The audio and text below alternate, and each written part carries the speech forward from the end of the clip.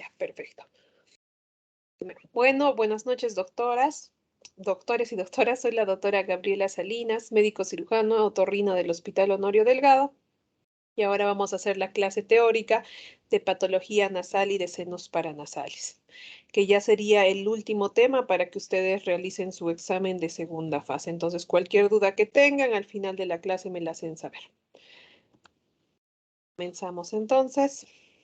Entonces, hablando primeramente de lo que son patologías de la nariz, vamos a hablar de las patologías más frecuentes que se van a dar en la parte de consulta externa de otorrinolaringología.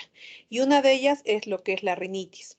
Vamos a ver que la rinitis es la inflamación de la mucosa de las fosas nasales y es secundaria a otras causas que pueden ser infecciosas, alérgicas, que es la más común, funcionales, metabólicas o traumáticas. Vamos a ver que estas se pueden presentar de una manera aguda y si estas no son tratadas adecuadamente, pueden persistir y llegar a una cronicidad. Los síntomas que van a presentar los pacientes que desarrollen esta patología va a ser congestión u obstrucción nasal con presencia de rinorrea, ya sea anterior o posterior. Casi siempre esta rinorrea va a tener las características que va a ser una rinorrea acuosa, sin cambios de coloración, porque ya los cambios de coloración me van a indicar que hay una sobreinfección bacteriana. Puede haber además prurito y acompañarse de otros síntomas que no solamente van a estar a nivel nasal, sino pueden ser síntomas oculares, como las personas que les escuecen sus ojitos, les escuece la garganta, les escuece el oídito, y todo más se puede relacionar con la parte de lo que es una rinitis. Entonces, según área, la clasificación de la rinitis se puede ver a algo infeccioso, algo alérgico inducido por medicación y otras causas. En la infecciosa vamos a ver que lo que predomina es la causa viral, principalmente en lo que es la rinitis que te da por una gripe común. Y en lo que es la alérgica, vamos a ver que esto principalmente se da en la población infantil. Entonces, hablando de cada una, un poco nombrando cada una de estas, sin entrar muy a fondo, vamos a ver que la rinitis infecciosa, como les dije, pueden ser virales o bacterianas. Las más frecuentes son las infecciones víricas y se da como por una gripe normal, ¿no? Y las rinitis alérgicas, que son debidas a una reacción inmunológica mediada por inmunoglobulina E, a nivel de la mucosa nasal, desencadenando generalmente por lo que son patógenos alergenos, como son dermatozoides, o puede ser epitelio de animales, como va a ser el pelito del gato o el perro, o por esporas o hongos, principalmente lo que es en la primavera. Luego tenemos lo que son las rinitis ocupacionales, que son desencadenantes por un agente presente en el lugar del trabajo. Las rinitis no alérgicas ni infecciosas, que casi siempre estas se deben por el uso inapropiado de algún medicamento. Principalmente acá tenemos lo que es la aspirina. Las rinitis hormonales, principalmente debidas a alteraciones hormonales, como va a ser durante el embarazo por el aumento de la progesterona y los estrógenos. Hay una rinitis por embarazo, también durante la menopausia o en pacientes que tienen alteraciones endocrinas, como cuando presentan hipotiroidismo o acromegalias. Luego tenemos las rinitis no alérgicas con síndrome eosinofílico, que se caracteriza por la presencia de eosinofilia nasal sin síntomas alérgicos negativos. Y la rinitis vasomotora, que también es una rinitis muy común que los pacientes te indican que cuando están presentes frente a una noxa, como puede ser el frío o mucho calor o aumentos de temperatura, desencadenan un proceso alérgico. Entonces, hablando de las más importantes, que van a ser lo que son las rinitis agudas y las rinitis alérgicas, porque estas son las patologías más frecuentes que vamos a ver a nivel de otorrino, ¿no? Entonces, lo que son las rinitis agudas, vamos a ver que es un proceso inflamatorio que afecta las vías respiratorias superiores y que se desarrolla a nivel de la mucosa nasal. Casi vienen en un 40% con lo que son las infecciones del tracto respiratorio alto y si estas no tienen un buen tratamiento pueden complicarse con otras patologías como es la presencia de sinusitis, otitis media aguda o hasta desarrollar lo que es una crisis de asma. Como les dije anteriormente, el agente etiológico principalmente es el tipo vírico, este, lo que representa lo que es una coriza o un resfrío común, siendo el rinovirus el principal causante de esto. ¿Cómo se va a desarrollar esta rinitis aguda? Como cualquier gripe común, va a tener sus tres fases, una fase prodrómica, una fase de estado y una fase de mejoría.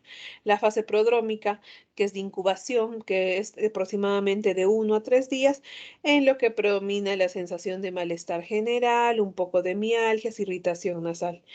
Y a la fase de estado, donde el paciente ya empieza a tener síntomas de obstrucción nasal por congestión, estornudos, tos, y pueden haber también alteraciones ya tanto del gusto como del olfato, y la fase de mejoría, que ya llega entre el quinto y séptimo día, donde ya las secreciones nasales son menos abundantes, son más fluidas, hay un ciclo nasal más normalizado, ya no hay presencia de complicaciones. Y ya al décimo día el paciente va a presentar mejoría. Entonces, como les dije, una rinitis aguda es la presencia de una coriza o un resfrío común. Acá el tratamiento principalmente sintomático, al menos que ya pensemos que hay una sobreinfección bacteriana. Entonces, el tratamiento con AINES, principalmente el paracetamol, se le puede dar sus antihistamínicos, antitusígenos, de acuerdo a los síntomas que presente el paciente. Luego tenemos una rinitis crónica. Es que el proceso de la rinitis cuando ya se ha cronificado, ha pasado más allá de las 12 semanas.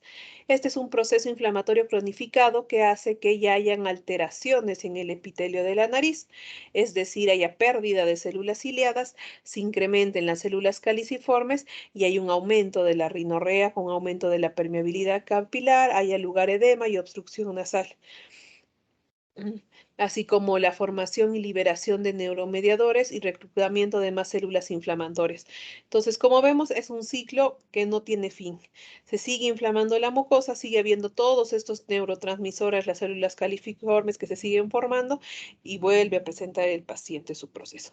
Acá tenemos que ver, más que la sintomatología del paciente, qué factores nos están predisponiendo a que el paciente esté haciendo una rinitis crónica. Entonces vamos a ver que van a haber factores favorecedores a que se dé esto. Por ejemplo, van a ser los factores anatómicos. Un paciente que presente una desviación septal con presencia de crestas o hipertrofia de adenoides nos puede hacer que se desarrolle una rinitis crónica. Infecciosos de vecindad, pacientes que presentan sinusitis crónicas, adenoiditis, amigdalitis crónica, la presencia de rinitis vasomotora, como les decía, pacientes que se ponen al frío o al calor y empiezan a tener la sintomatología de la rinitis, agresiones físico-químicas, pacientes que están expuestos a humo de tabaco, a contaminación, a sequedad ambiental, la presencia de hormonas, enfermedades sistémicas o uso de medicamentos vasoconstrictores nos va a favorecer a que el paciente no salga de este ciclo de rinitis crónica. Entonces, acá principalmente es ver qué etiología le está produciendo al paciente esta rinitis crónica y nosotros dar un tratamiento para estas etiologías. La clínica, como todas las rinitis, va a haber una obstrucción nasal. Principalmente esta obstrucción nasal, a diferencia de la desviación septal, es una obstrucción nasal alternante. ¿Qué quiere decir? Que el paciente va a decir, primero, doctora, no respiro por una fosa nasal, luego no respiro por la otra fosa nasal. No es una obstrucción nasal constante de un solo lado. La rinorrea, como les dije, puede ser anterior o posterior, que casi siempre es una rinorrea clara. Puede haber anosmia, como ya es algo más crónico, los pacientes van a presentar lo que es una voz nasal o llamada también rinolalia cerrada. Puede haber epífora, episodios de faringitis secundarias, ya que el paciente no respira por la obstrucción nasal que presenta, no respira a nivel nasal, entonces se acostumbra a respirar a través de la boca y hace un proceso de faringitis crónica.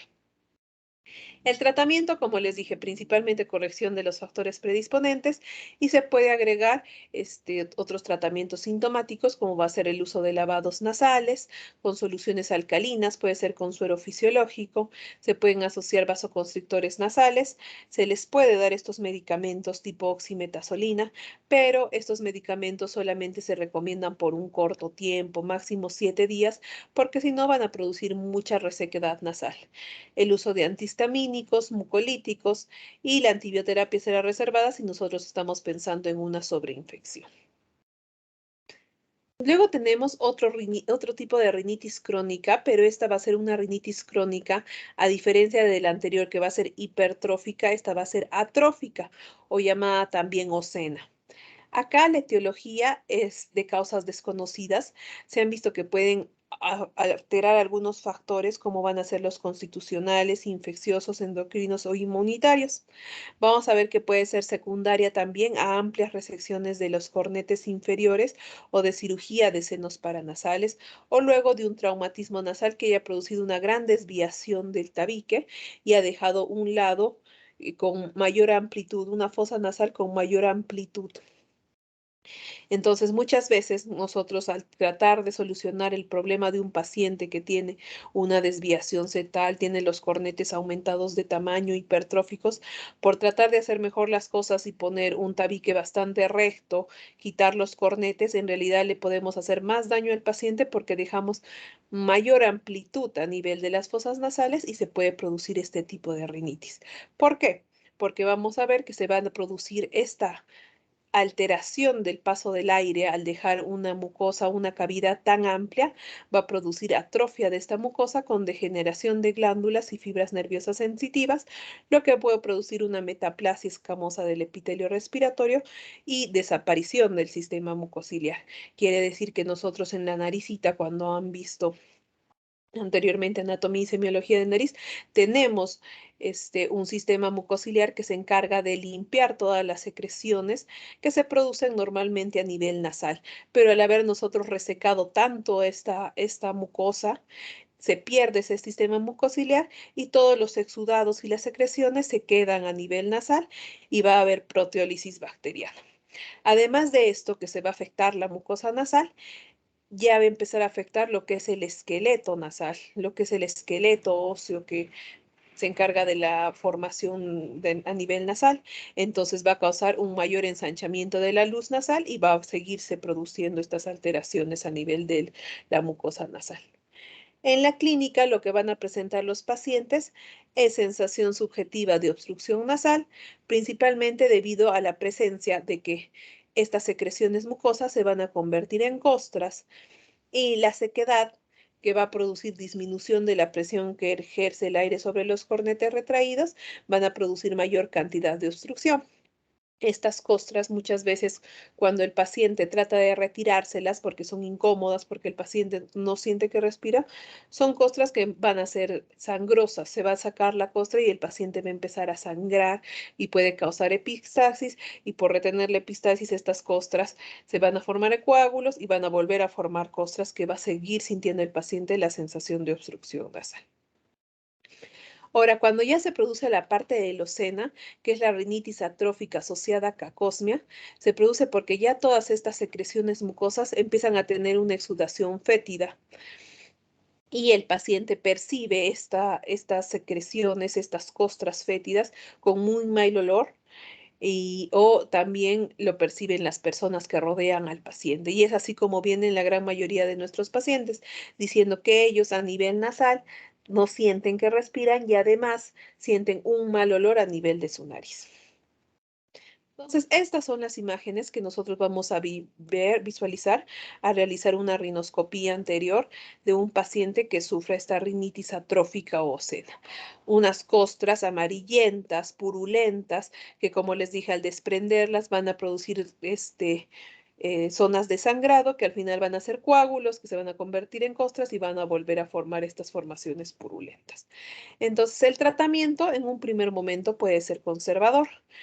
¿Cómo vamos a hacer este tratamiento conservador? Vamos a limpiar todas estas costras, vamos a sacarlas todas estas costras hasta dejar el epitelio mucoso de la nariz rosadito y luego de eso le diremos al paciente que se tiene que colocar cremas hidratantes con vitamina A, principalmente para regenerar esta mucosa. Si pese a ese tratamiento que al paciente se le indicará lavados nasales para eliminar las costras y luego su crema para poder repitelizar todo este epitelio, no presenta mejoría, ya pasaremos a lo que es un tratamiento quirúrgico. Y el tratamiento quirúrgico principalmente se va a basar en disminuir la luz de las fosas nasales. Como les dije, estas son fosas nasales bastante amplias que se produce porque el aire no ejerce presión sobre la mucosa, entonces empiezan a producirse estas costras. Entonces, nuestro principal objetivo será disminuir la luz de esta fosa nasal. ¿Y cómo vamos a disminuir la luz? Se puede se puede colocar lo que son injertos de teflón o fragmentos de cartílago o hueso para aproximar estas cavidades. También se pueden crear lo que son sinequias entre lo que es el tabique y la pared lateral de la fosa nasal para que esto se vaya adelgazando. Eso en la parte de lo que es la rinitis atrófica. Y luego tenemos la rinitis alérgica, que es una patología muy común también en otorrino, llamada también rinitis alérgica o fiebre del heno, que se produce por una inflamación del revestimiento de la mucosa nariz y este siempre es inducido por lo que es la inmunoglobulina E después que nos hemos expuesto a lo que es un alergeno. Como les dije, esta patología es más frecuente en niños, casi el 80% se presenta en niños y ya solamente un 20% en lo que son adultos. Y según la clasificación, puede ser una rinitis alérgica perenne, principalmente en pacientes que todo el año están expuestos a alergenos. Por ejemplo, pacientes que están expuestos a gatitos, perritos, que viven en lugares húmedos donde va a haber presencia de moho, donde va a haber presencia de insectos. Entonces, esto va a dar lugar a que el paciente todo el año esté con una rinitis alérgica. Entonces, sería la rinitis alérgica perenne. Luego tenemos la rinitis alérgica estacional, donde el paciente nos indica que presenta los síntomas de rinitis solamente cuando son periodos de primavera. Entonces, acá lo podemos relacionar con lo que es el alérgeno del polen, de las plantas, porque en esa época se da mayor cantidad de estas sustancias. Y las rinitis alérgicas ocupacionales, cuando el paciente nos indica que en el área del trabajo es cuando empieza a presentar la sintomatología, principalmente por algún componente que presente acá algún alergeno que pueda presentar en el trabajo y le produce este tipo de patología. Según el tiempo, puede ser intermitente o persistente. Intermitente si es menos de 4 días por semana o menos de 4 semanas, y persistente si es de más de 4 días por semana o más de 4 semanas. Y lo podemos clasificar según gravedad en leve o moderado y severo. Leve cuando, a pesar de la sintomatología que presenta el paciente, tiene un sueño normal, no hay interferencia en sus actividades normales. Los niños o las personas adultas acuden al colegio normal y las personas adultas a su trabajo normal y no tiene síntomas molestos. En cambio, cuando un paciente tiene la gravedad de moderada a severa, hay interferencias en el sueño, son niños que no duermen bien, que al día siguiente se encuentran cansados, se duermen en clases y hay interferencias en sus actividades diarias como es el deporte, su tiempo libre, no van a veces al colegio porque ya se resfrían de la garganta y presenta más síntomas molestos. El cuadro clínico, igual que toda rinitis, principalmente prurito, estornudos, rinorrea anterior y posterior y obstrucción nasal, y los otros síntomas que se pueden acompañar, como van a ser a nivel de los ojitos lagrimeo, ojos enrojecidos, comezón, como vemos en las imágenes, picor o fotofobia. En los senos paranasales puede desarrollarse una sinusitis y el paciente tener presión en mejillas y frente. En la trompa de Eustaquio puede haber una alteración de esta, principalmente por el crecimiento de los cornetes que se da en lo que es la rinitis alérgica y producir un barotrauma porque no va a tener una adecuada desembocadura. Esta trompa de Eustaquio va a estar obstruida. Y entre otros síntomas más sistémicos que va a ser dolor de cabeza, debilidad, imposibilidad para concentrarse, factiva, tendencia al sueño. Al nosotros hacer nuestro examen físico, ¿qué vamos a visualizar? Principalmente al hacer nuestra rinoscopía anterior, lo normal es que veamos esta imagen que está en la zona inferior, que tiene que ser una mucosa rosada con los cornetes no crecidos, que tenga un buen o un adecuado espacio para que el paciente pueda respirar. Esta es una fosa nasal izquierda. Pero acá visualizamos cómo la mucosa se hace una mucosa pálida, blanquecina, y acá visualizamos cómo aumenta lo que es el cornete inferior. Hay un crecimiento de este cornete inferior y este cornete medio que hace que el lugar por donde tendría que pasar el aire al respirar se reduzca. Entonces hay una hipertrofia de cornetes. El cuadro clínico, además de todo lo que les he dicho, el paciente va a tener signos característicos o cara alérgica, donde va a estar representado por lo que es el pliegue de Denny Morgan, que es un pliegue inferior a los ojos, como un paciente que presenta mayor cantidad de ojeras. El saludo alérgico, que va a ser el encargado de producir este surco nasal, porque van a estar como miran en esta imagen, ¿no? A cada rato tratándose de limpiar la secreción nasal que presente y al final va a empezar a formar esta marquita. Ahora es importante saber que casi entre el 40 al 60% de los pacientes que desarrollan la rinitis alérgica van a estar muy relacionadas con que hayan presentado asma durante la niñez o por lo menos una crisis asmática durante la niñez. Entonces, como les decía en la exploración, este se hace con el espéculo nasal, con una buena fuente de luz, como visualizamos acá, se hace la rinoscopía anterior y lo que vamos a visualizar es todo lo que les he nombrado anteriormente. El tratamiento de esto principalmente es la educación del paciente.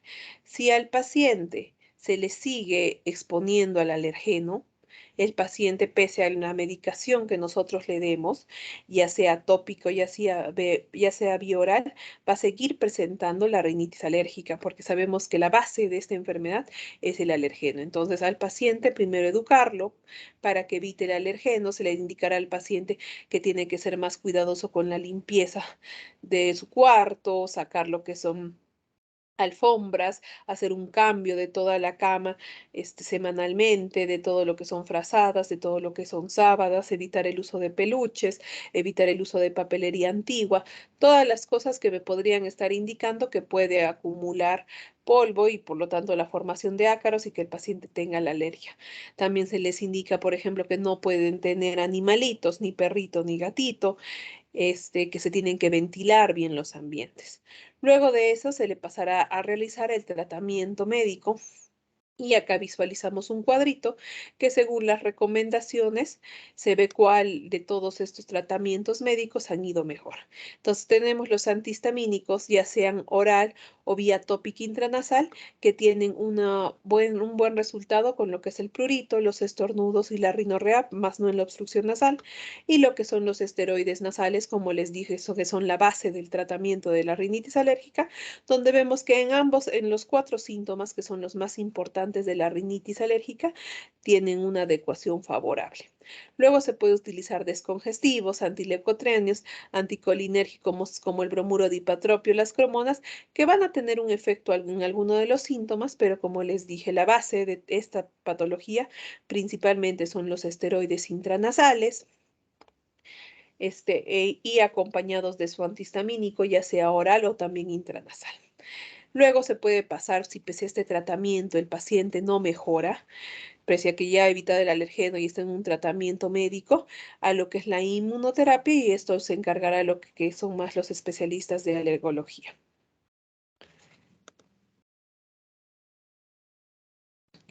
Ahora tenemos otra patología que es lo que es la desviación septal, una patología también muy común a nivel nasal. Es, y esta se produce principalmente cuando el septum nasal no se encuentra alineado correctamente en lo que es la línea media. Y esto puede dar lugar a una alteración morfológica que va a dar lugar a lo que son déficits funcionales. Vamos a ver que se pueden clasificar en 2 tipos, en congénitas y adquiridas. Las adquiridas son las más comunes y son principalmente debidas a un golpe, a una contusión nasal que hayan presentado el paciente. Y las congénitas, estas debidas principalmente al crecimiento del niño, se dice que tienen un componente genético, principalmente porque cuando nosotros vemos de qué está formado el tabique, vamos a ver que tienen una parte ósea y una parte cartilaginosa. Y a veces durante el desarrollo, la parte ósea no llega a crecer tan rápidamente como la parte con la porción cartilaginosa, el cartílago cuadrangular, y este empieza a doblarse. Es como que no tienen una buena unión de continente contenido, entonces empieza a doblar el cartílago nasal y es por eso que el paciente presenta esta desviación septal pese a no haber tenido ningún golpe o antecedente de ningún golpe nasal. Entonces, vamos a ver que según las áreas de Kotle, que lo más probable es que también ya las hayan cogido ustedes, que las deformaciones septales anteriores que afectan las áreas de Kotle, principalmente 1, 2 y 3, son las que mayor impacto funcional presentan, pero son las menos comunes.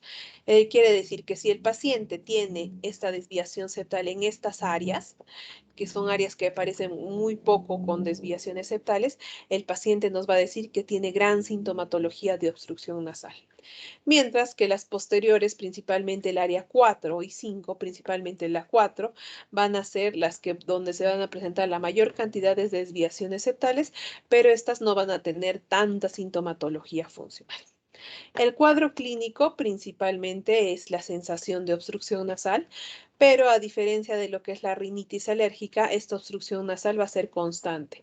Quiere decir que el paciente nos va a decir, doctora, yo no respiro del lado izquierdo, pese a que nosotros le tapemos la nariz, le pongamos algún anticongestivo, él siempre nos va a indicar que no respira de ese mismo lado, a diferencia de la rinitis alérgica, que les decía que era una obstrucción nasal alternante. Y el tratamiento principalmente es quirúrgico. No hay ningún tratamiento médico que se pueda realizar en esta patología. El tratamiento solamente será quirúrgico, como visualizamos en estas imágenes. Acá podemos visualizar cómo el tabique nasal, en vez de estar en la parte central, que siga la posición de lo que es la apófisis maxilar, donde debería encontrarse adosada el cartílago cuadrangular, se va hacia un costado. Acá podemos ver también una tomografía y vemos que en la parte posterior, que si nosotros estaríamos hablando de las áreas de Kotle, hablaríamos de la cuarta área de Kotle, hay una desviación septal hacia el lado derecho. Y en esta última imagen nosotros visualizamos al paciente en una vista de helicóptero, se puede decir, donde visualizamos desde la parte de abajo al paciente. Vemos solamente mirando de la parte anterior cómo el tabique se desvía hacia un costado. Estas son desviaciones septales más caudales, ¿no? Entonces, observando todo esto, vamos a ver que este paciente que tiene una desviación más anterior va a tener más sintomatología que este paciente que tiene una desviación más posterior. Como les decía, el tratamiento es quirúrgico. Acá nosotros se puede realizar dos tipos de septoplastía, es una septoplastía abierta y otra cerrada. Abierta es cuando hacemos un pequeño corte a nivel de columela y individualizamos completamente lo que es el cartílago. Y la cerrada cuando solamente ingresamos por dentro de la mucosa de una fosa nasal. El objetivo principalmente de la septoplastía es individualizar este cartílago, el cartílago cuadrangular y lo que es la parte ósea del tabique, la lámina perpendicular y el vomen, los individualizamos de su mucosa, tanto del lado derecho como del lado izquierdo, y visualizamos en qué parte se encuentra deformado este tabique, qué parte se va hacia un costado, y esto que está desviado lo retiramos.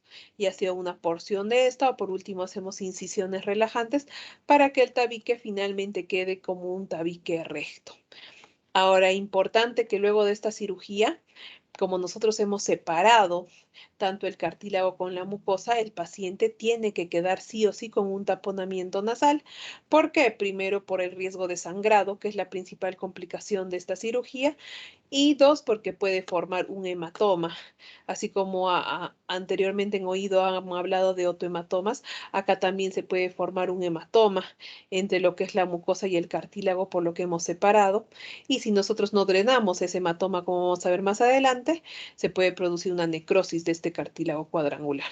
Entonces el paciente terminará con unos tapones nasales que estarán en el paciente aproximadamente de 2 a 3 días para luego ser retirados y seguir el tratamiento del paciente. Luego tenemos lo que es la contusión nasal y las fracturas de huesos propios de la nariz. Estas son unas imágenes, por ejemplo, de un caso que vino a mi hospital, donde había un paciente que había tenido un accidente de tránsito en motocicleta y había presentado esto, ¿no? El paciente presentó lo que es una ruptura, una solución de continuidad en lo que son los cartílagos laterales inferiores o los cartílagos alares. Se había roto todo el ala de la nariz y había pasado hasta lo que es el cartílago lateral superior, hasta los huesos propios de la nariz. Entonces, todo lo que son contusiones nasales y fracturas de huesos propios de la nariz, que es lo que va a llegar en emergencia, principalmente hacer el ABC, o sea, estabilizar al paciente y principalmente calmar lo que es la epistaxis, el sangrado, la hemorragia.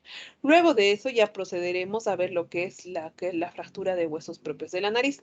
Acá, por ejemplo, visualizamos que no tiene el paciente un gran sangrado, pese a que tiene tremenda herida, no hay un gran sangrado, entonces ya procedemos a pedir la placa de rayos X para ver si hay fractura o no. Esta es la placa de rayos X del paciente. La placa que se pide es rayos X de huesos propios de la nariz, tanto de frente como lateral.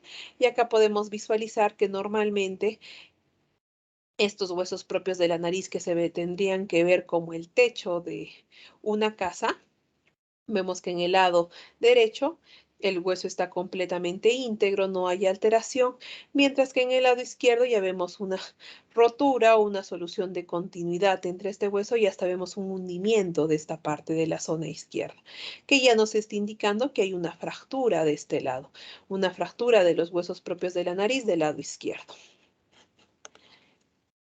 Cuando nosotros pedimos la proyección lateral, ya visualizamos que es una fractura completamente conminuta.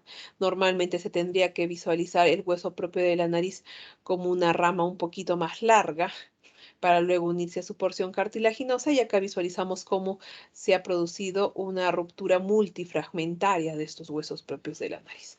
Entonces, este paciente, por la complejidad de su caso, tuvo que entrar a sala de operaciones donde se trató de lo que es la sutura, la sutura y la cirugía de lo que es el hueso, el cartílago alar y la reducción de los huesos propios de la nariz.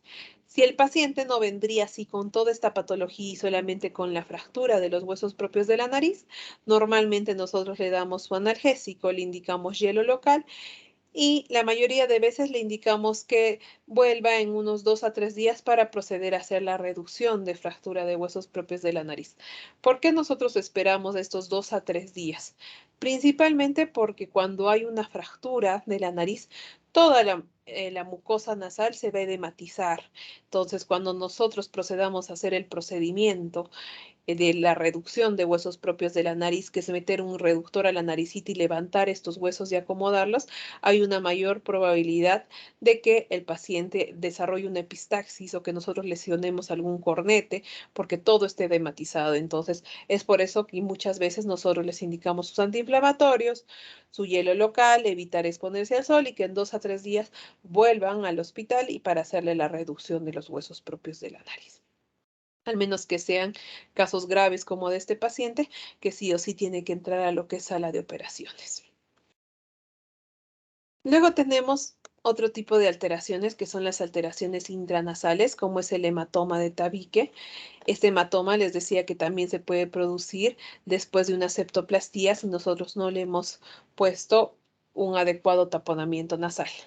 O puede ser post-trauma nasal, cuando hay un trauma nasal muy fuerte. Vamos a ver que se puede presentar uni o bilateral, así como visualizamos en esta imagen. Se va a ver cómo la mucosa nasal se separa del tabique y nosotros al palparla, ya sea con una pinza, con una bayoneta, vamos a ver que es algo que fluctúa como si hubiera sangre por dentro. Entonces nosotros tenemos que drenar sí o sí este hematoma septal, porque después de 48 horas se va a producir necrosis del cartílago cuadrangular, porque sabemos que los cartílagos se irrigan por lo que es imbibición. Entonces, cuando hay una separación entre la mucosa y el cartílago, este cartílago no va a recibir irrigación, no va a recibir alimento y va a empezar a necrosarse. Entonces, como máximo, tenemos 48 horas para drenar estos coágulos y colocarle lo que es un taponamiento para que se pegue la mucosa nasal a lo que es el cartílago, a lo que es el pericondrio. Entonces, el tratamiento va a ser drenaje a través de una incisión amplia, se sacarán todos los coágulos y luego se procederá a suturar y a colocar un taponamiento nasal, por lo menos unas 72 horas. ¿Qué pasaría si nosotros no hacemos este drenaje y lo dejamos al paciente así? El paciente presentará primero síntomas de obstrucción nasal porque esto empieza a crecer.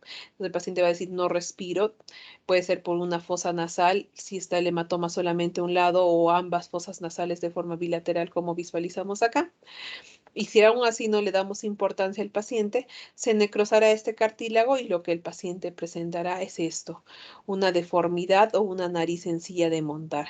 Quiere decir que por lo que el cartílago cuadrangular se ha necrosado, toda la nariz se cae, toda la parte de la unión entre la porción ósea y cartilaginosa del tabique nasal se cae hacia abajo y tiene esta imagen el paciente, ¿no? Como una nariz achatada donde solamente queda la punta sobresaliente. Luego, otro tipo de alteraciones intranasales que se presentan son lo que es las sinequias. Vamos a ver que estas son adherencias fibrosas entre las estructuras de las fosas nasales que se pueden dar debido a alteraciones traumáticas, también golpes fuertes, contusiones fuertes a nivel de la nariz, o la gran mayoría van a ser posquirúrgicas. Vamos a ver que acaba de haber una pérdida de la capa epitelial de dos superficies vecinas, lo que va a hacer que se fusionen, como visualizamos acá. Tabique nasal, cornete medio y cómo se han unido estas. Lo más probable es que ha habido una lesión tanto del tabique como del cornete y al final esta lesión se ha unificado y ha formado esta unión que la vamos a llamar sinequia. El diagnóstico principalmente va a ser a realizar nuestro examen físico y a realizar una rinoscopía anterior y el paciente lo que va a presentar es sensación de obstrucción nasal porque vemos que esto al unirse va a disminuir lo que es el diámetro para que el paciente pueda respirar. El tratamiento, sección quirúrgica de estas con un pequeño bisturí o un bisturí lanceolado se cortan estas sinequias, pero como ya es herida que vamos a dejar en ambas partes, lo más probable es que se vuelva a formar. Entonces nosotros ponemos entre estos dos lugares que se ha hecho el corte, láminas de silicona o un taponamiento para evitar que mientras cicatrice esto no se vuelva a juntar y vuelva a formar nuevamente lo que es la sinequia. Luego tenemos lo que son los cuerpos extraños. Esta es una patología muy común que les van a venir principalmente en lo que son niños, casi siempre en lo que es niños, y generalmente estos van a ser unilaterales. Entonces, ¿cómo van a venir estos pacientes? Principalmente va a haber una obstrucción nasal brusca, pero la mamá los va a traer porque va a sentir la misma mamá que su hijito, si hay un olor feo, fétido, que sale de la nariz de su hijito, y su hijito se puede estar quejando como que no respira de un solo lado, y además va a presentar rinorrea, pero esta rinorrea, lo raro, como hemos visto, todas las patologías anteriores presentaban rinorrea, pero una rinorrea bilateral, pero acá lo raro que la rinorrea va a ser de un solo lado, va a ser unilateral. Entonces nosotros al hacer la revisión y visualizarlo a través de una rinoscopía anterior con un espéculo nasal, podemos visualizar la presencia de cuerpo extraño. Entonces, ¿qué es importante acá realizar? La anamnesis, indicarle a la mamá desde cuándo está así, por qué está así, si ha estado con un cuadro gripal, porque casi el niñito no nos va a indicar mucho de eso. Proceder luego con la rinoscopía anterior y si pese a la rinoscopía anterior no visualizamos nada, hasta se le puede realizar una nasofibrolaringoscopía, principalmente para visualizar la parte nasal, ¿no? Porque muchas veces en la parte inferior pueden quedar obstruidos pequeños cuerpos extraños. El tratamiento es la extracción de este cuerpo extraño. Si nosotros no lo extraemos, se va a producir una reacción granulomatosa y el paciente puede presentar infecciones de las fosas nasales. Entonces, sí o sí, se tiene que extraer este cuerpo extraño y se tiene que revisar muy bien que no quede nada a nivel nasal. Entonces, el tratamiento será extracción con pinza en el cuerpo extraño y también con la pinza valorar que no hayan quedado más cuerpos extraños acá. Se puede usar una anestesia local y si son niños poco colaboradores, hasta se les puede llevar a sala de operaciones, principalmente para que lo ceden al niño y nosotros podemos hacer una mejor inspección de esto. Y luego tenemos lo que es la atresia de las coanas, también otra patología un poco común lo que es a nivel nasal, que es la malformación más común de la nariz. Esta puede ser unilateral, bilateral, total o parcial y puede tener una parte ósea o solamente ser membranosa. Cuando es unilateral, Esta puede ser inadvertida en el nacimiento y el paciente lo que puede presentar es rinorrea persistente que aumenta al flexionar la cabeza, hiposmia y anosmia. En cambio, cuando es bilateral, de ambos lados, esta sí es una urgencia neonatal, principalmente porque los niños son respiradoras nasales por excelencia. Entonces, estos niños sí pueden morir ahogados. Entonces, en ese momento que el paciente presenta atresia de coanas bilateral, se tendrá que hacer el diagnóstico y rápidamente entrar a sala de operaciones. Entonces, ¿cómo se puede hacer el diagnóstico? Primero, esto, por ejemplo, se hace como base en todo niño que nace siempre. Se introduce una sonda nasogástrica por las fosas nasales y si vemos que hay una dificultad para que pase esta sonda nasogástrica que normalmente debería pasar fácilmente y estamos pensando que puede haber una atresia de coanas. También se puede usar azul de metileno para visualizar que este llegue a la faringe. Si pese a eso nosotros no estamos seguros de que tiene o no atresia de coanas, se puede hacer una rinomicroscopía o una rinofibroscopía o hasta llegar a lo que son las imágenes tomográficas. El tratamiento, si el paciente en ese momento presenta una atresia bilateral, se tendrá que tratar de intubar al paciente para mantener la vía aérea, para que el paciente pueda estar respirando.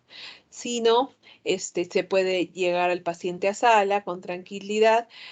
Vamos a hacer una perforación con trocar y colocar un tubo conductor para remover lo que son las atresias a través de una microcirugía endonasal. Entonces, en estas dos imágenes podemos visualizar cómo acá a nivel nasal está completamente obstruida esta fosa nasal y acá como ya se apertura ligeramente, se le deja una apertura para que el paciente pueda respirar. Igual en esta imagen tomográfica, se puede visualizar cómo hay una porción ósea que está obstruyendo lo que es la nariz con la parte de la faringe, ¿no? A nivel de rinofaringe vemos esta obstrucción, que esto es una atresia de coanas, de la porción ósea. Con eso terminamos lo que son las patologías de la nariz más frecuentes. Ahora pasamos a lo que es la patología sinusal.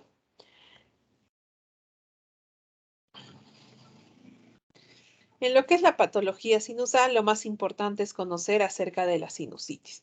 Ustedes ya han visto por sus anteriores clases que existen lo que son los senos paranasales frontales, maxilares, las celdillas etmoidales anteriores y posteriores y las esfenoidales. Entonces, todos estos senos paranasales pueden desarrollar un proceso de sinusitis y vamos a ver ahora que les voy a explicar un poco que van a tener diferentes síntomas que nos pueden hacer sospechar de diferentes tipos de sinusitis. Entonces, en concepto, la sinusitis es la inflamación aguda o crónica de la mucosa de recubrimiento de los senos paranasales y principalmente se debe a una obstrucción que lo que va a producir es una alteración de la ventilación de estos senos paranasales, es decir, una ventilación inadecuada de los senos paranasales, produciendo la obstrucción de esta y produciendo este fenómeno de inflamación aguda o que se puede cronificar. En los factores que pueden hacer desencadenar aún más lo que es el proceso de sinusitis, pueden ser variaciones anatómicas como desviaciones septales, presencia de conchas bulosas, alteraciones del complejo osteomiatal. Esto es lo más importante de visualizar porque vamos a ver que el complejo osteomiatal es lo más importante para que se produzca el drenaje de lo que son los senos paranasales. Vamos a ver una tríada importante que es la tríada de Sander, donde el paciente va a presentar alergia a la aspirina, presencia de pólipos y asma, que va a predisponer a que un paciente tenga mayor episodios de lo que son las sinusitis.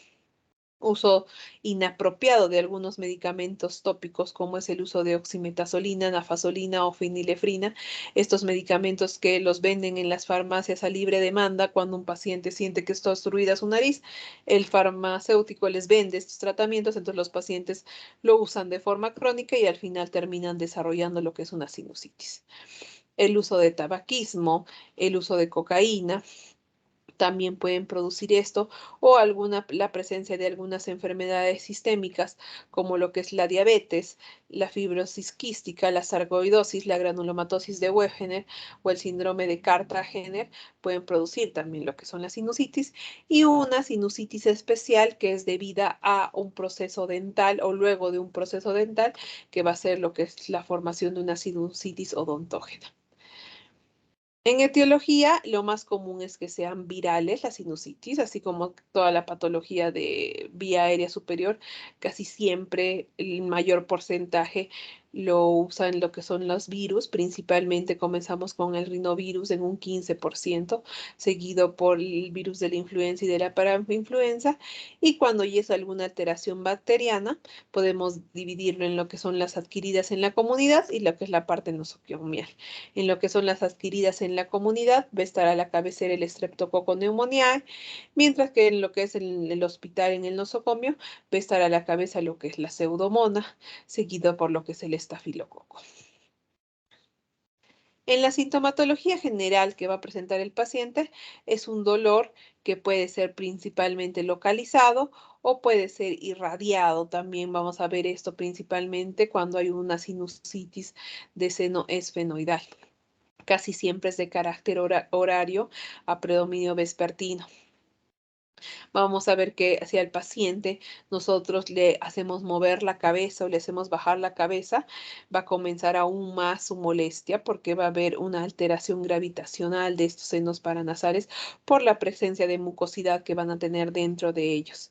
En la localización del dolor, el dolor puede ser paranasal, así como vemos en esta imagen que están palpando los senos maxilares, las celdillas etmoidales y los senos frontales. Al palpar, el paciente puede tener un dolor local o puede ser un dolor, por ejemplo, a nivel frontal, un dolor en racimos y con varios focos.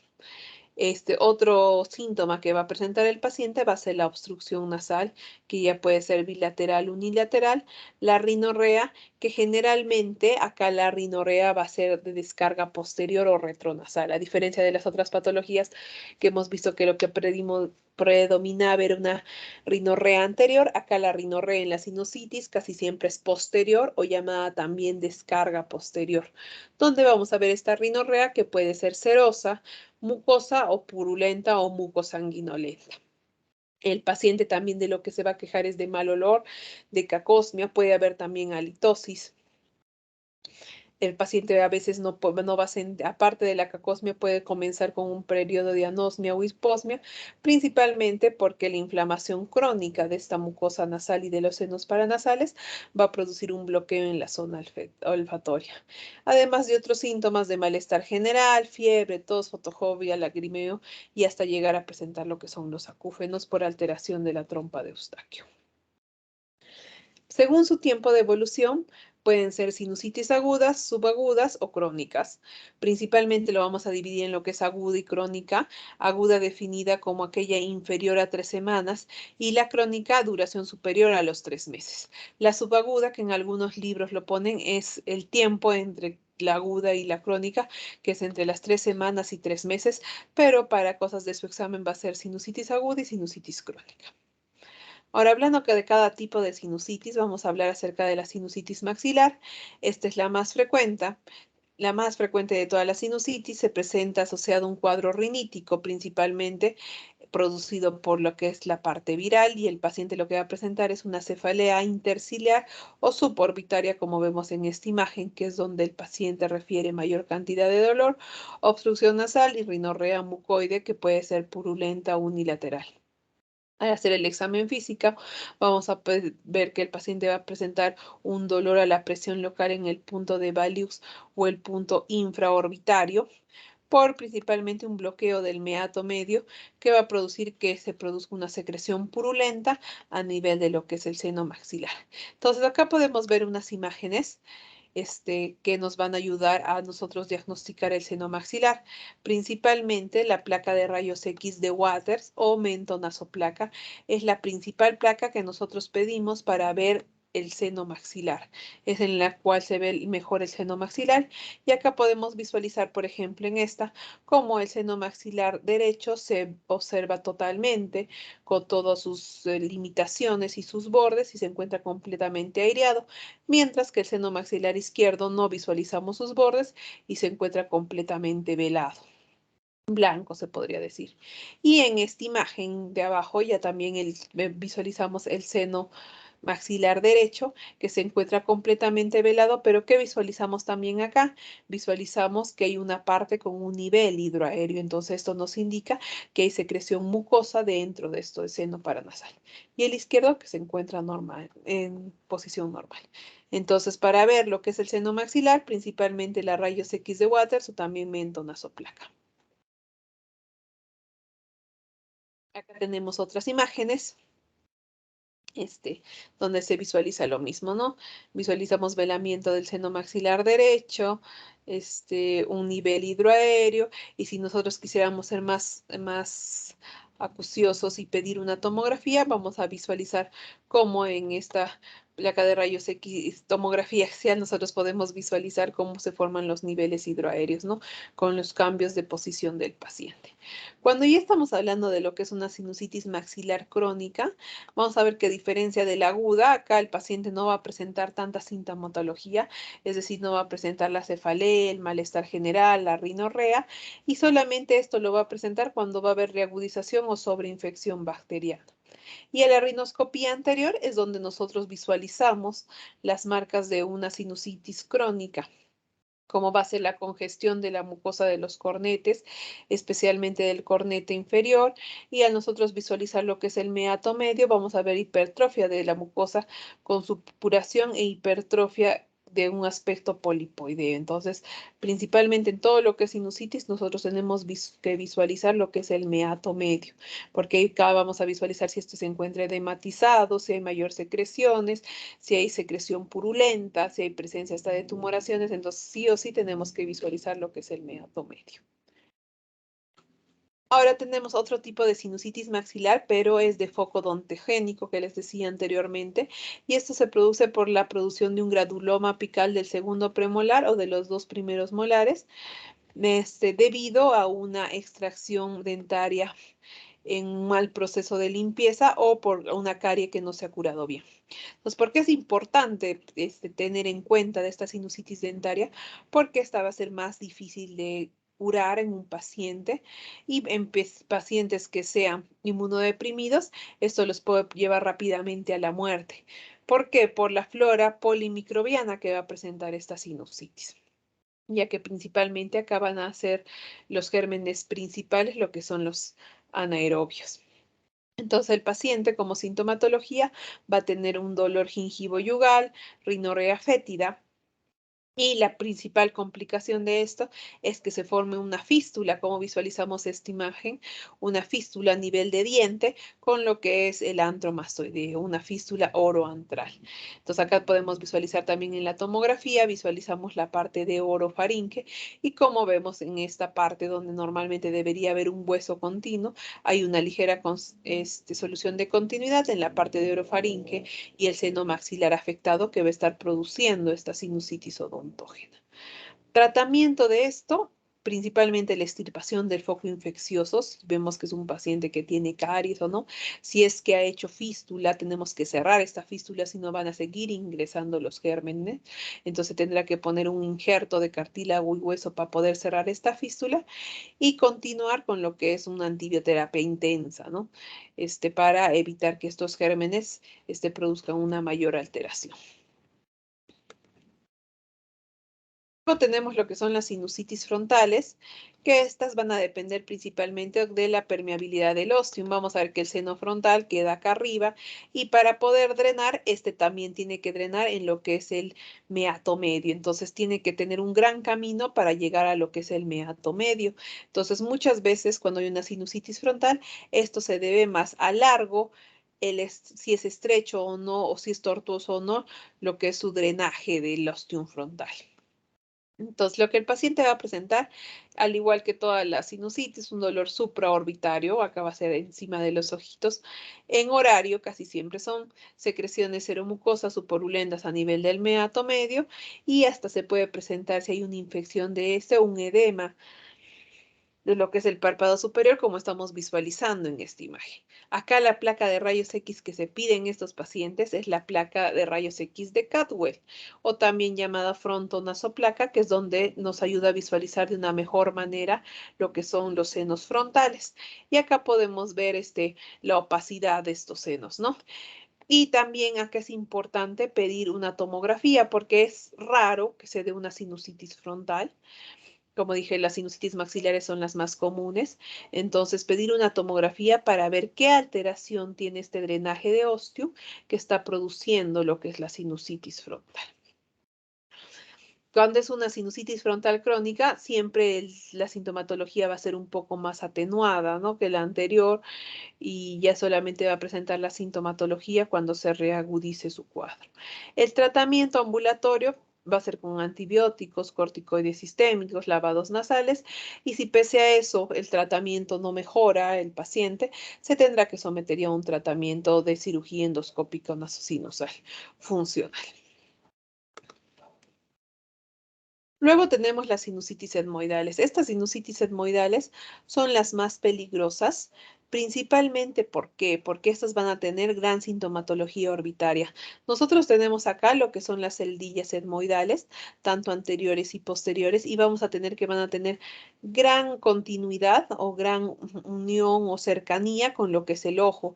Solamente vamos a ver que la división entre el ojo y estas celdillas etmoidales anteriores y posteriores va a ser dividida por lo que es la lámina papirácea. Entonces, cuando hay una infección de estas celdillas etmoidales, es importante, y principalmente en niños, descartar que se forme lo que es una celulitis orbitaria. Entonces, vamos a ver que en una primera fase, si nosotros no tenemos un adecuado tratamiento de esta sinusitis etmoidal, puede producirse lo que es una celulitis orbitaria, donde el paciente va a presentar, así como visualizamos en esta imagen, hinchazón palpebral, exoftalmia, fiebre, dolor a nivel de unguis.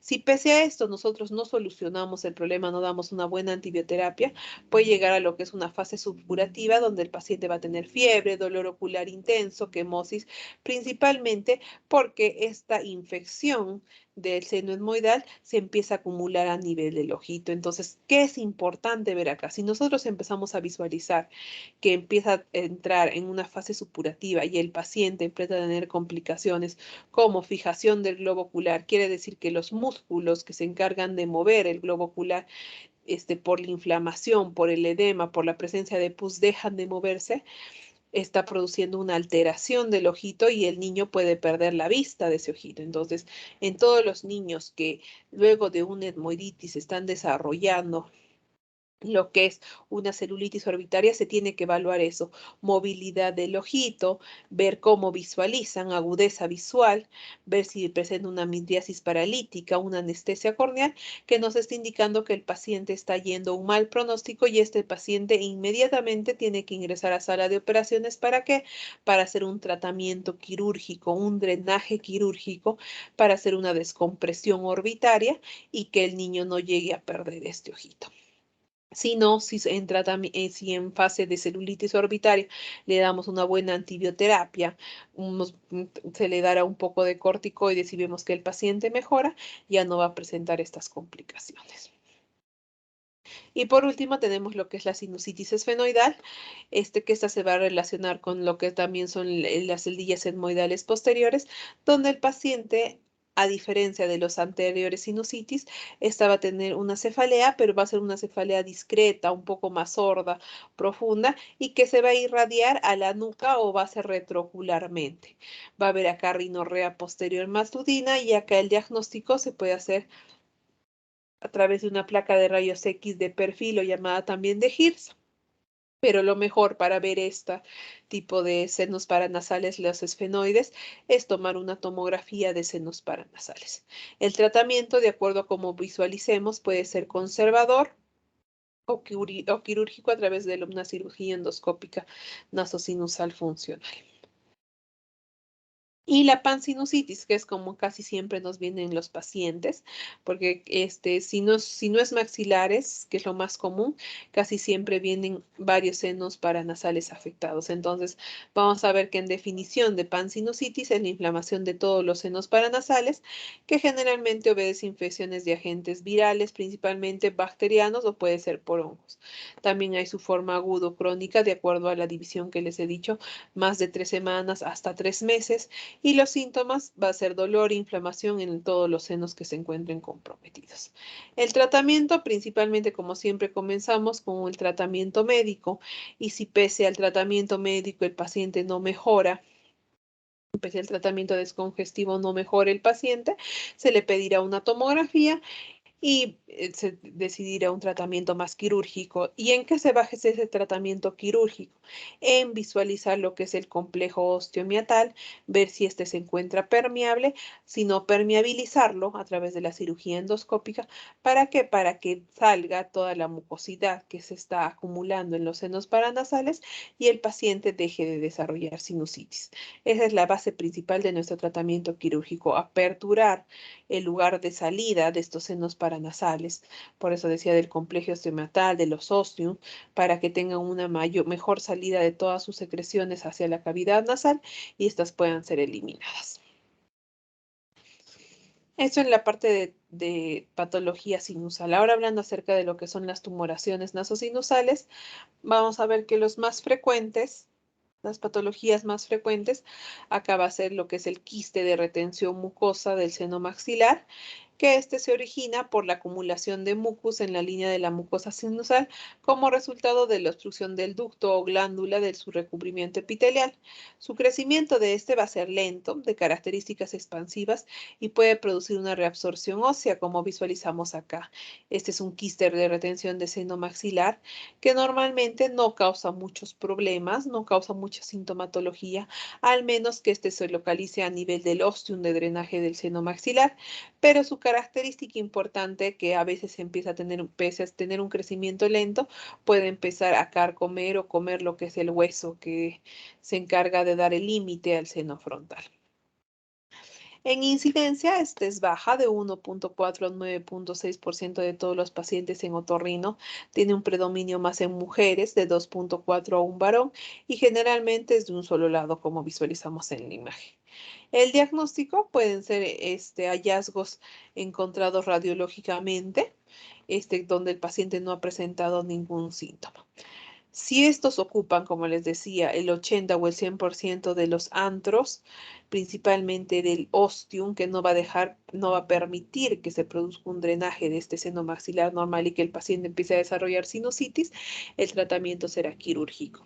Si no, si son pequeños, no causan mucha sintomatología, el tratamiento será más observación, ver que este no esté creciendo, no esté produciendo la reabsorción ósea, será controlado por el paciente y por el médico, ¿no? Luego tenemos lo que son las presencias de mucoceles en los senos paranasales. Vamos a ver que este se produce porque va a haber una acumulación progresiva del moco en el seno con dilatación de sus paredes. Este más se produce en lo que es el seno frontal y etmoidal y es debido a una obstrucción del ósteo, ya sea debido a inflamaciones, alergias, presencia de tumores, presencia de los quistes de retención que hemos hablado más anteriormente, de traumas externos o quirúrgicos que alteran este ostium de drenaje de los senos paranasales. Entonces, cuando vemos la tumoración, es una tumoración delimitada por epitelio cilíndrico y en cuyo interior nosotros vamos a visualizar que tiene una secreción mucosa espesa, filante, que puede ser estéril o gelatinosa. Vamos a ver que si estos son muy pequeños, son asintomáticos o pueden dar cefaleas o sensación de peso frontal. Los sí se aparecen a nivel de etmoides, de las celdillas etmoidales anteriores. Estos se pueden ir hacia lo que es el seno frontal. Si estos se encuentran en el seno frontal y si están en la parte más de la pared anterior de lo que es el seno frontal, estas pueden exteriorizarse a lo que es el globo ocular, como estamos visualizando en esta imagen, ¿no? Acá vemos, por ejemplo, un seno frontal que presenta su mucocele y como este mucocele ha roto la pared anterior de este seno frontal y está ingresando a lo que es la órbita. ¿no? Y el paciente externamente es así como lo visualizamos, ¿no? Como ha hecho que el ojito se desvíe hacia abajo, protruye hacia abajo, la ceja se observe un poco más salida, más protruida por la formación de este mucocele a nivel del seno frontal. El diagnóstico puede ser a través de radiografía o tomografía, donde se va a visualizar esa tumoración redondeada, casi siempre con destrucción de lo que son las paredes de los senos donde se encuentran involucrados, y el tratamiento siempre va a ser quirúrgico. No hay un tratamiento médico donde la base de este va a ser la extirpación de la mucosa de este seno, de este mucocele, y ver por qué se ha formado la secreción mucosa en este seno paranasal y ha dado lugar a este mucocele. Entonces tendremos que crear o ver un nuevo drenaje de este seno paranasal para que no se vuelva a formar este mucocele. Luego tenemos lo que son los ostiomas. Estos ostiomas son tumores benignos de lento crecimiento derivados de tejido óseo. Pueden ser de dos tipos: de hueso compacto formado por la cortical ósea o de hueso esponjoso formado por la médula ósea de su interior. Vamos a ver que esta es una lesión osteoblástica relativamente frecuente en la población general, y dice que se visualizan en 1% de todas las radiografías simples y en un 3% de las tomografías nasosinusales. Su localización más frecuente es a nivel del seno frontal, casi en un 80% de estas se encuentran en el seno frontal. Y vamos a ver que si este se encuentra a nivel de lo que es la pared anterior del hueso central, del hueso del seno paranasal, vamos a ver que puede producir lo que es una deformidad, como estamos viendo en esta imagen, ¿no? Donde visualizamos una señorita, donde se visualiza su seno frontal con una tumoración, que lo más probable que al palparla sea una tumoración dura, ¿no? De consistencia mayormente dura. Y al hacerle la tomografía visualizamos que el seno frontal está ocupada de una lesión calcificada, ¿no? El seno frontal izquierdo. Vamos a ver que si obstruye el receso frontal puede predisponer a que el paciente haga sinusitis frontal a repetición o la formación también de mucoceles. El diagnóstico casi siempre es a través de radiografía o por tomografía, o hasta se puede realizar una endoscopía. Y el tratamiento es quirúrgico, pero este solamente está indicado cuando causa síntomas. Por ejemplo, acá esta deformidad se puede realizar una cirugía, porque lo más probable, como visualizamos en la tomografía de esta señorita, ya está produciendo una obstrucción del óseo de drenaje de este seno frontal. Entonces el tratamiento va a ser quirúrgico. Visualizamos acá que se ha hecho una incisión a nivel frontal. Abrimos, o primero lo hacemos retiramos lo que es la lámina anterior de lo que es el seno paranasal, frontal. A veces solamente abriendo la piel ya vemos cómo ha protruido, y nos encargamos de retirar el osteoma, ¿no?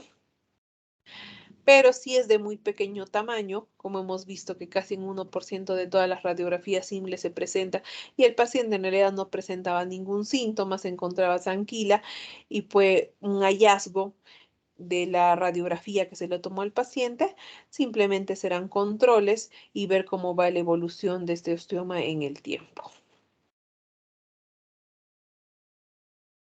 Luego tenemos lo que son los pseudotumores nasosinusales o pólipos. Vamos a ver que esta es una expresión morfológica de una enfermedad inflamatoria crónica de la mucosa nasal, donde se va a producir estas formaciones benignas de origen inflamatorio, infeccioso o alérgico.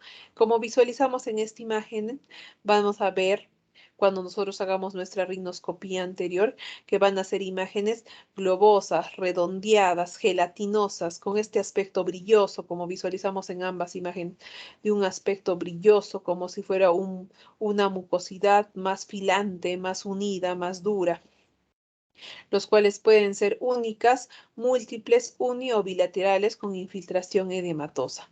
Esto se produce porque hay un proceso crónico que tiene un carácter bilateral y recidivante tras el tratamiento.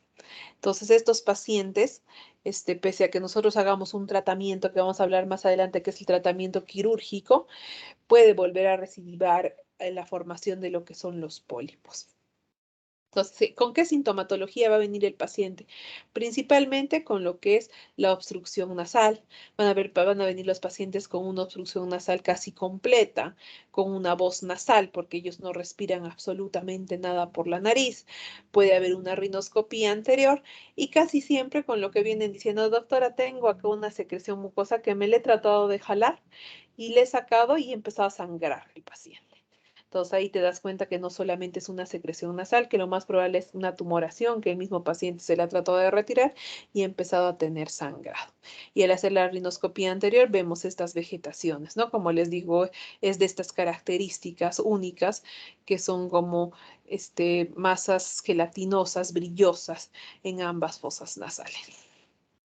Ahora tenemos otro tipo de pólipo, pero este es un pólipo especial o llamado pólipo coanal solitario de Killian o antrocoanal, donde a diferencia de los anteriores, este es un pólipo único, porque casi siempre en la poliposis nasal va a ser bilateral. Acá va a ser un pólipo único, unilateral, que se va a generar del seno maxilar, sale del seno por el ostium de este seno para seguir creciendo a lo que es la fosa nasal en dirección posterior hasta alcanzar la coana y de ahí su nombre antrocoanal porque crece posteriormente. Acá podemos ver una imagen cuando ya ha empezado a crecer hacia adelante y no tiene tantas las características de la poliposis nasosinusal normal. Acá la clínica que va a tener es una obstrucción nasal unilateral y como les decía, si crece mucho, va a ocupar lo que es la rinofaringe y el paciente puede presentar la sintomatología de lo que es la rinolalia. El tratamiento de ambos, porque ambos son pólipos, va a ser el tratamiento endoscópico nasosinusal. Entonces, acá, por ejemplo, les muestro esta imagen para que nosotros veamos y diferenciemos una sinusitis, donde visualizamos esta secreción mucopurulenta, mucosa, blanquecina, a diferencia de esta formación polipoidea que, como les decía, son masas gelatinosas de aspecto más brilloso. Entonces, el tratamiento principalmente va a consistir en retirar todos estos pólipos para dejar las fosas nasales permeables. Luego que hemos retirado, hemos hecho una polipectomía que puede ser por debridamiento también para retirar todo esto. Visualizar el meato medio, que es de donde van a salir estos pólipos, y también hacer una apertura de estos meatos medios. Entonces, el objetivo de este tratamiento, aparte de hacer la polipectomía y retirar todos los pólipos, es aperturar los meatos medios para que el paciente continúe con su tratamiento médico. Todos estos pacientes que se les hace la cirugía endoscópica nasosinusal para retirar los pólipos, como les dije, esta es una patología muy recidivante. Entonces, si el paciente no presenta un tratamiento médico, puede volver a presentar la formación de estos pólipos. Entonces se dará un tratamiento con corticoterapia sistémica y luego un tratamiento con corticoterapia tópica de mantenimiento, donde el paciente se le hará sus controles para evitar que vuelva a producir un crecimiento de estos pólipos. Entonces, lo importante de esta patología es que esta es una enfermedad muy recidivante, donde el paciente se le tiene que indicar que tiene que venir a sus controles. Primero serán trimestrales, luego cada 6 meses, anualmente, para ver si se requiere una nueva cirugía. Ahora tenemos esta clasificación endoscópica del IDHOT, que es importante que ustedes los conozcan, porque de acuerdo a esto sabemos la gravedad de la poliposis nasal que presenta el paciente. Siendo un grado 1, un grado 0, donde hay ausencia de pólipos, un grado 1, donde hay pólipos leves o de tamaño pequeño que no llegan al lomo del cornete inferior, un grado 2, donde hay una poliposis moderada, donde están del borde craneal y caudal del cornete inferior, y un grado 3 donde hay una poliposis masiva. Luego tenemos esta asa triada o síndrome de Vidal, que es importante que ustedes también la conozcan. ¿Por qué? Porque cuando los pacientes presentan esta triada, la formación de pólipos va a ser mucho más recurrente. Los pacientes que presentan esta triada van a ser sometidos a cirugía endoscópica nasosinusal unas 3, 4, 5, 6 veces en su vida, principalmente porque esta triada hace que se produzca un crecimiento acelerado de estos pólipos. Entonces, se va a llamar esta triada asa triada, síndrome de Vidal o también triada de Sander, donde se va a caracterizar porque el paciente va a tener poliposis nasosinusal, asma e intolerancia a los AINES. Entonces, esta triada nos indica que el paciente va a tener un mal pronóstico de esta enfermedad. El cuadro clínico va a ser casi siempre se va a presentar en la tercera década de la vida. El paciente va a tener la misma sintomatología que la poliposis nasal con una obstrucción nasal, rinorrea hidrorreica, anosmia, estornudo, sensación de presión facial, porque lo más probable es que está haciendo sinusitis, rinolalia, y en las fases de sobreinfección bacteriana también se manifestarán signos de cuadro rinítico, de dolor de cabeza, de malestar general. El tratamiento, aparte del tratamiento quirúrgico, estos pacientes se les tiene que hacer un mayor seguimiento y sí o sí todos estos pacientes tienen que tener su tratamiento con sus corticoides tópicos nasales para evitar que sean tan rápidamente nuevamente operados. Luego tenemos otro tipo de tumoración que es lo que es el papiloma invertido. Esa tumoración del papiloma invertido vamos a ver que es una neoplasia epitelial benigna, pero sin embargo se va a comportar clínicamente con gran agresividad local. Esta patología va a ser una patología que se va a dar más en hombres, principalmente entre los 40 y 70 años. Vamos a ver que lo más frecuente es que sea de un solo lado de la nariz, de un solo lado de las fosas nasales, pero la característica que este tiene es que es multicéntrico. ¿Qué quiere decir la palabra multicéntrico? Que va a sembrar, a pesar de ser de un solo lado, va a sembrar en los lugares por donde ha estado esta tumoración. Entonces, esta puede volver a crecer nuevamente si nosotros no hacemos una cirugía limpia, una cirugía con bordes de limpieza para que no vuelva a crecer. Entonces, es importante conocer este papiloma invertido porque pese a ser una neoplasia benigna, puede degenerar y formarse un carcinoma epidermoide, principalmente si este coexiste con lo que es la positividad para lo que es el papiloma virus humano. Vamos a ver que acá, cuando tiene esta positividad, el crecimiento va a ser más rápido, más agresivo y se va a malignizar con mayor frecuencia. Entonces, por eso es la importancia de conocer esta patología, hacer el diagnóstico y hacer una buena cirugía de esto porque se puede desarrollar un carcinoma epidermoide. El paciente, al igual que la presencia de todas las tumoraciones, va a tener una insuficiencia respiratoria nasal de un solo lado, que es donde va a encontrarse el tumor. Va a haber epistaxis, puede haber por zonas desangradas de tumor o una hipersecreción nasal purulenta si hay una sobreinfección. El diagnóstico se va a hacer a través de una rinoscopía anterior o a través de una endoscopía nasal, donde vamos a ver esta imagen como visualizamos acá. Una imagen de una tumoración que se asemeja a un pólipo, pero no tiene tanto esas características como hemos visto anteriormente, de un aspecto rosado, grisáceo, que crece casi siempre de la pared lateral de la fosa nasal, principalmente de lo que es el meato medio.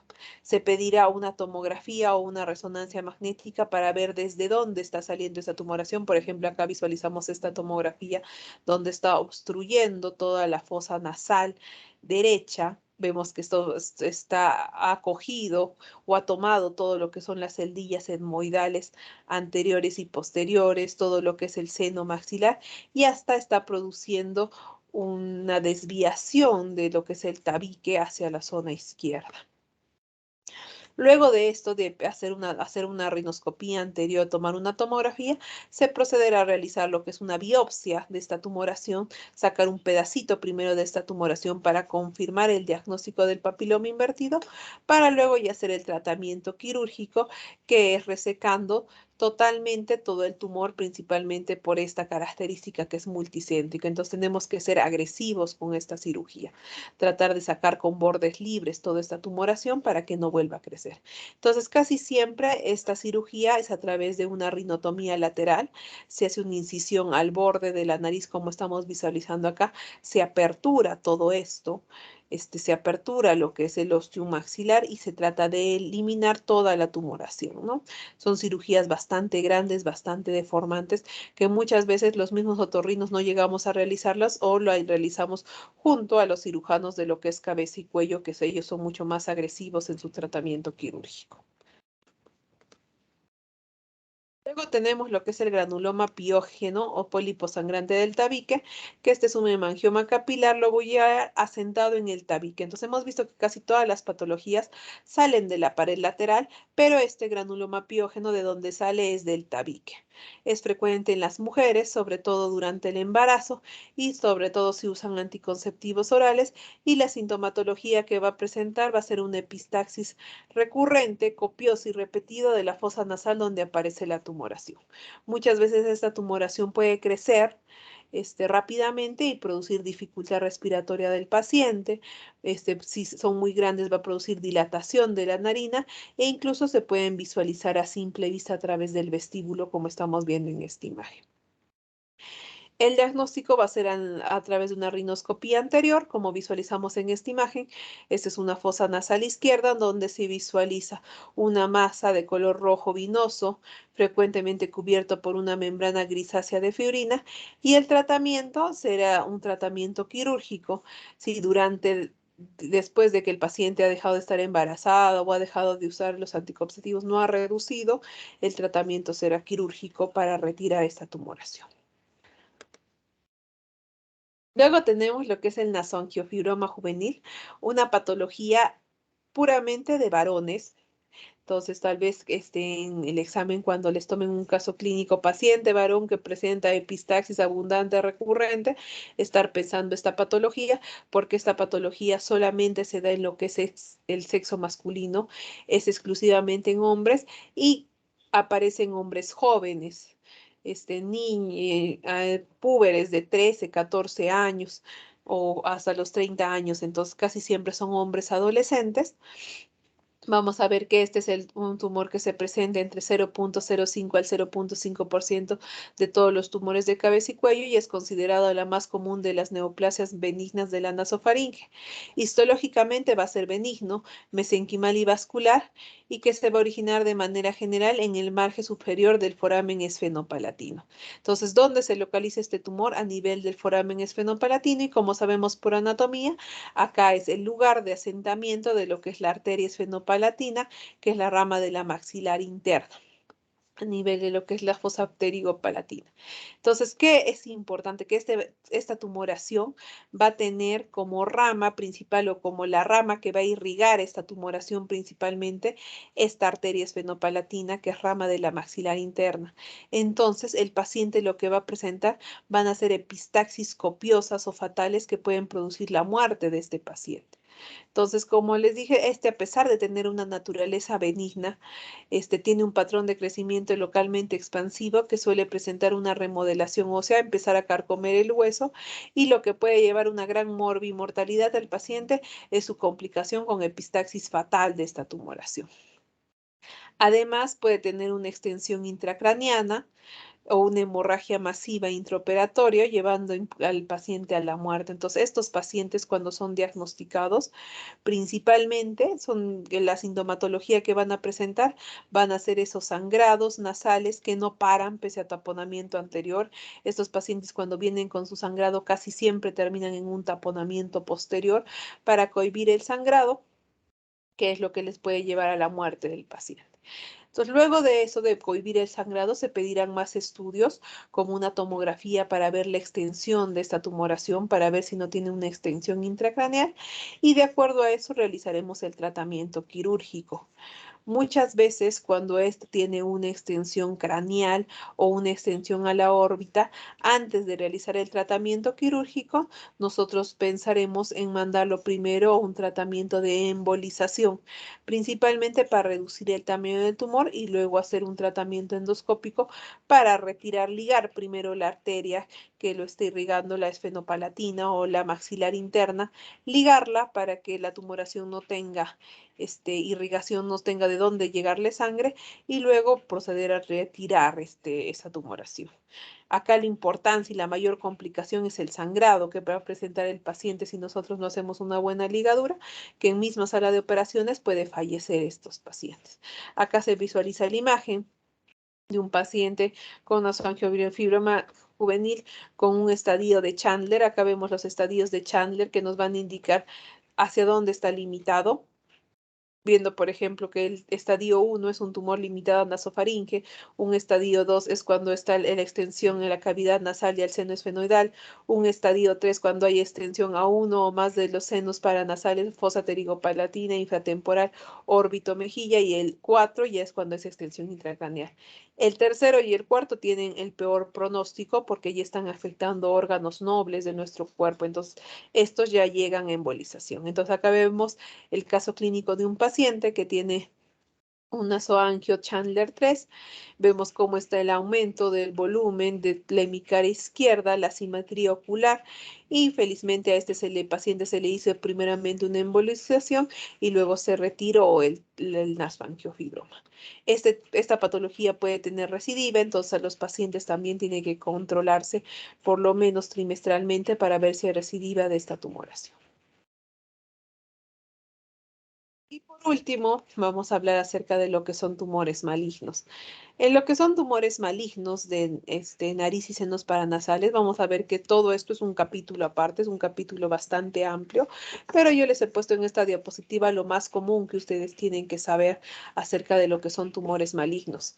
En lo que son los tumores malignos, vamos a ver que son poco frecuentes, representan el 5% de todo lo que son los tumores de cabeza y cuello, y más frecuentemente el seno maxilar es el afectado, seguido por el etmoides. Vamos a ver que la localización frontal o esfenoidal son casi inexistentes de que se produzcan acá las tumoraciones malignas, y acá el que está en base de todas estas tumoraciones malignas va a ser lo que es el carcinoma epidermoide, principalmente en lo que es el seno maxilar. Y si nosotros vemos a nivel de etmoides, el más frecuente es el adenocarcinoma. Los tumores malignos, vamos a ver que de senos paranasales y nariz, no van a tener una sintomatología específica, sino donde se localizan van a presentar la sintomatología, que puede ser de obstrucción, de epistaxis, de rinorrea, pero síntomas básicos que van a presentar y que nos digan, ah, no, esto es algo maligno, no tiene. Ahora, factores etiológicos consistentes, se dice que no hay una relación, pero de todas formas el consumo de alcohol y tabaco y la exposición a agentes tóxicos profesionales como madera o humo industrial podrían tener que ver con esta patología. El diagnóstico siempre va a ser a través de tomografía y resonancia y realizar lo que es una biopsia para ver a qué tipo de tumor maligno nos estamos enfrentando, ya sea el linfoma, carcinoma o otro tipo de patología. Y el tratamiento principalmente es a través de resección quirúrgica en bloque toda la tumoración, a excepción de lo que son los linfomas o los carcinomas indiferenciados, que primeramente se les dará un tratamiento con radioterapia y quimio para la reducción de la tumoración y para luego hacer un tratamiento quirúrgico. Vamos a ver cómo acá ven todas las imágenes. Son cirugías bastante grandes. Si la rinotomía lateral del papiloma invertido era grande, acá abrimos completamente la mitad de la cara para poder extirpar todas estas tumoraciones, estos tumores malignos. Acá vemos cómo se ha quitado la mitad del paladar de un paciente, toda la zona frontal de este paciente por estos tumores malignos. Entonces, casi siempre las cirugías generan importantes secuelas. Puede haber enucleaciones de ojos, exéresis de paladar, entonces son cirugías grandes que casi siempre cuando nosotros diagnosticamos un tumor maligno de nariz y senos paranasales, son enviados a especialidades más grandes, principalmente a cirujanos de cabeza y cuello que se encargan más de la parte de cáncer a nivel de nariz y senos paranasales. Listo, chicos, eso es todo el tema de hoy día. ¿Alguna duda que tengan? Doctora, sí, una pregunta. Sí, dime. Respecto a lo que son las rinitis crónicas, nos mencionó que habían algunos vasoconstrictores que podían producirlas, ¿no? ¿Qué tipo de vasoconstrictores son los que tendríamos que tener cuidado para no producir ese tipo de rinitis? Y mi otra pregunta, doctora, es el tratamiento médico que se le puede dar a un paciente que tenga pansinusitis. Que tenga pansinusitis.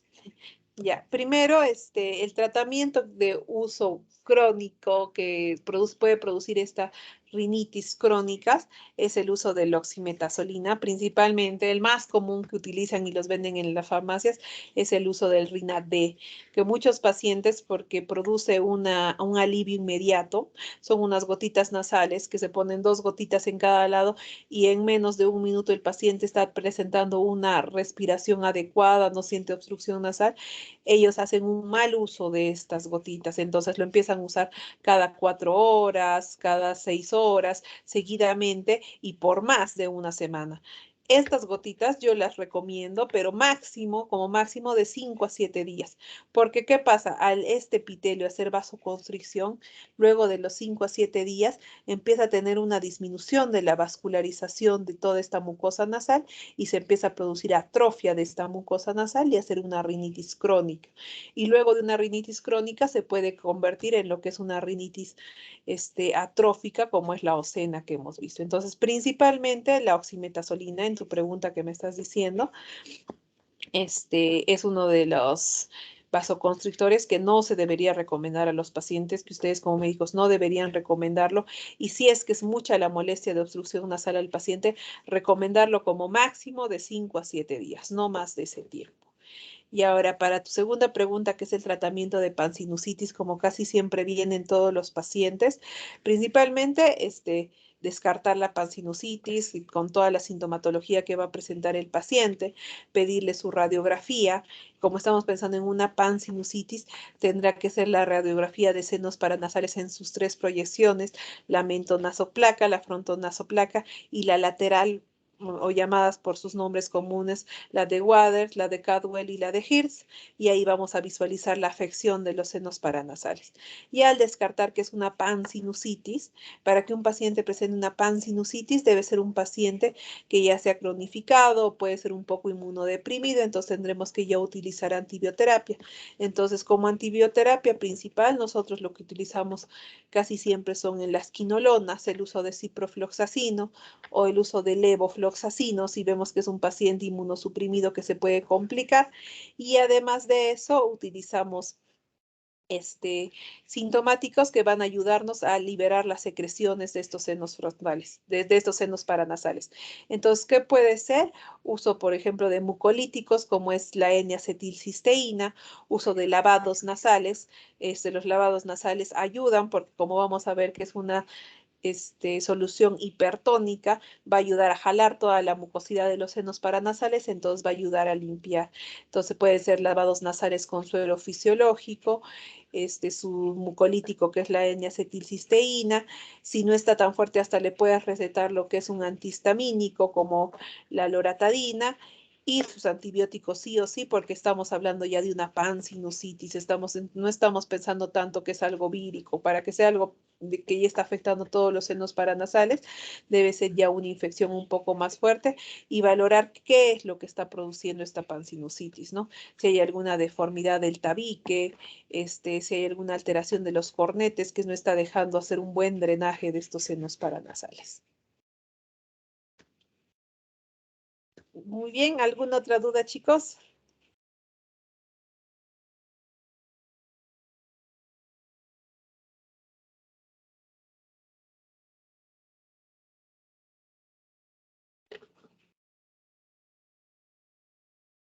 ¿Ninguna, Yulisa, alguna duda? Creo que no, doctora, todo ha estado claro. Listo, de todas formas, si tienen alguna duda, le indican a Yulisa, Yulisa ya me la hará saber y ya les podré escribir o mandarles un PDF, algo para que ustedes puedan leer y también saber un poco más acerca de estos temas. Si no hay nada más de esto, ya nos vemos el próximo viernes para hacer las